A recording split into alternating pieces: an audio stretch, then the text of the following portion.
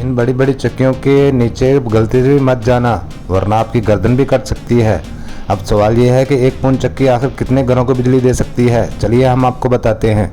दोस्तों, इन पूर्ण चक्कियों को बाहर से देखने पर ऐसा लगता है जैसे ये ऐसा ऐसा घूमने वाले पंखे बहुत ही कम बिजली बनाते होंगे, लेकिन हकीकत यह है कि जब तक एक ब्लेड पूरा एक चक्कर लगाता है, उस दौरान अंदर मौजूद मोटर तकरीबन 100 बार घूम चुकी होती है।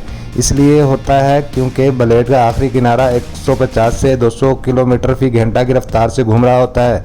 इन पूर्ण चक्कियों के लिए दुनिया की सबसे मजबूत बुनियाद बनाई जाती है, क्योंकि एक पूर्ण चक्की का वजन 1 लाख से 1,50,000 किलोग्राम तक होता है और सिर्फ एक ब्लेड का वजन ही 70 टन तक भारी होता है।